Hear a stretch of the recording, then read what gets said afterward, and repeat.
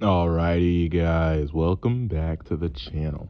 I know, been gone for a long time, but I'm back, better than ever. Alright, this video talking about the NFL playoffs, baby. Now we are in the conference championship, so I'm gonna review the games that have passed, and then we're gonna go straight into predictions. First game we're gonna talk about. I'm just gonna go around the place. First game we're gonna talk about Ravens Bengals. Bengals did not look the best that game, but then Hubbard had that crazy, what was it, 98-yard fumble return for a touchdown. I thought Mark Andrews was gonna hawk him down. Didn't happen.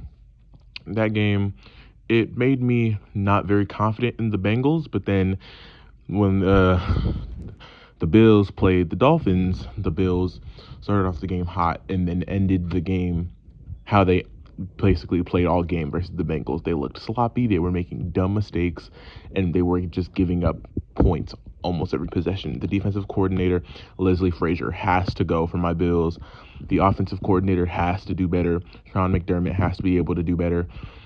Josh Allen has to play better. Well, I know you guys saw Stephon Diggs getting mad at him on the sideline. It's just football at the end of the day, but those guys, like, they legit have to do better next season. And the thing is, the championship window was closing. Well, now, of course, we didn't have Micah Hyde. We didn't have Damar Hamlin. Prayers for three. We had a third string safety in the game. We didn't have Von Miller, who is arguably our best player on defense. Jordan Poyer was basically carrying the load in the secondary because Tre'Davious White is a holding demon. We didn't play very well that game at all. We didn't play well that game at all versus the Bengals. And then the Dolphins game kind of just ended very crappy with us almost losing to a 7th-round quarterback, Dallas. But yeah, I think the Bills definitely have to make some changes this offseason.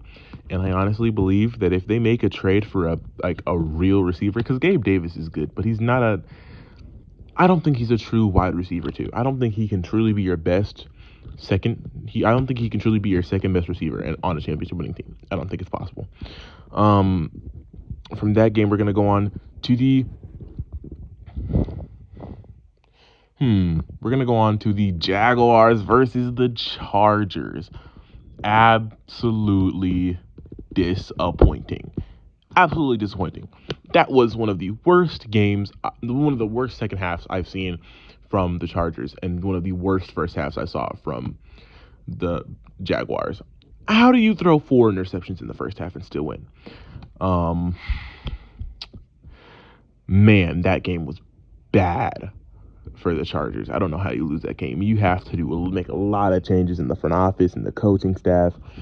And one thing is, they need a real speedy deep threat receiver. The only deep threat that they have, number one, can't create space. Number two, his best ability that makes him their true wide receiver too is his jump ball ability. And then you wasted him in a meaningless game, week 18. He got hurt, and then you ended up losing because Justin Herbert couldn't make any big plays because Keenan Allen has the hamstrings of shredded cheese.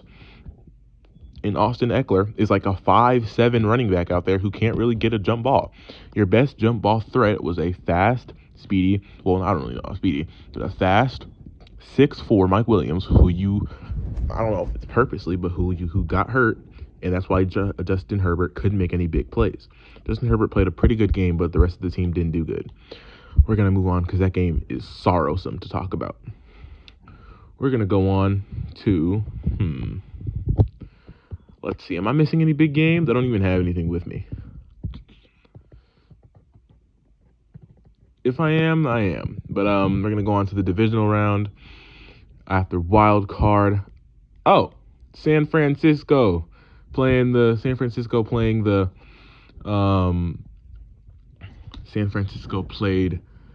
the Seahawks and kept it a close game in the first half, but blew them out in the second half. Not much to talk about. Geno Williams did the best he could, but they're going up against one of the most stacked teams I've ever seen. And then in the Giants win actually to the Vikings, I think everybody kind of knew it was going to happen. I had the Vikings as the underdog, and they proved it. They were not that good this season. They just got really lucky. All right, moving on to the divisional round. we're going to go New York versus, who did New York play again? New York played the Eagles. They faced the almighty Eagles, and they were shown up. They were shown why the Eagles are the Eagles and why you cannot relate the Eagles to the Vikings, because the Eagles will come out swinging on all fours, and they came out dogging them. Absolutely flawless victory. The Bengals Bills game, like I already talked about, horrible way to go out. The Jaguars Chiefs game, props to Trevor Lawrence for keeping them in it, but you cannot choke a game to Chad Henne. And also Patrick Mahomes is one of the best quarterbacks of all time. I forgot to talk about Tampa Bay losing to I don't even want to talk about the Cowboys. They lost to the San Francisco 49ers. F the Cowboys. I hate the Cowboys. But, man, that Cowboys-Niners game was great. Good game. Great defense being played all around. But the coaching, man. Also, Brett Maher get a new leg. Now for my predictions. I kind of just went through that real quick because I wanted to get to the predictions. I have the Chiefs winning against the Bengals. I honestly think that you can't beat it. Patrick Mahomes is just too good. He's the unanimous MVP. This is coming from a Bills fan. Patrick Mahomes is the best quarterback in football. I love Patrick Mahomes. I'm not Colin Collinsworth, over him, but Patrick Mahomes is definitely a monster, and I honestly think that seeing him now is gonna, there's a hunger to him now. So I honestly have them winning the AFC Championship. Now, I'm going to talk more in depth on why I think that. I think that, number one, the quarterback battle, I think Patrick Mahomes just is going to go absolutely insane here. I think he lights this defense up for over 350 yards and 4 touchdowns. I think Isaiah Pacheco has a really good game, and I think Travis Kelce goes up for about a touchdown and 115 yards-ish. Why do I think that? I think that the Bengals, their defense played really good against a sloppy, slow Bills team. That Chiefs team is the complete opposite. They will not be in the same shape, and Patrick Mahomes is a absolute wizard with the ball. I think he's coming out for blood this year. This is the same team that's beaten him 3 consecutive times. I don't think they lose. 4 consecutive times. I don't think they lose. I honestly, and this is one of the most fair matchups I've ever seen with this Eagles 49ers team, but I just think the 49ers do not have a flaw. There's not a flaw in the 49ers They have great receivers, great running back. They have Brock Purdy's basically proven himself. He hasn't really made much mistakes. He's played really well. They have a amazing defense. Fred Warner is great. Nick Bosa is great. Hufanga, he had a really good start to the season, but he dropped off. I definitely think that Derwin James should have had that second spot in the All-Pro team. I don't think it should have went to him. But that 49ers defense is lethal. Their D-line, lethal. Backers, lethal. But their secondary is going to be what scares me, especially with a really speedy and fast Eagles game, which is why I think this game could either be a shootout with 9 to 12 points or an absolute shoot for the skies game with 30 points each team.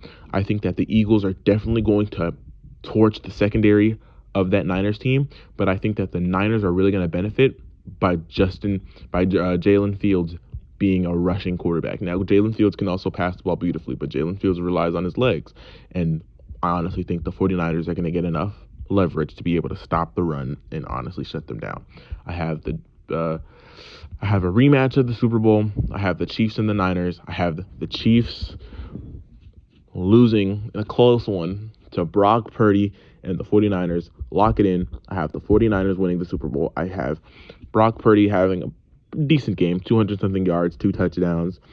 I have Christian McCaffrey going insane, 150-plus yards, 2 touchdowns.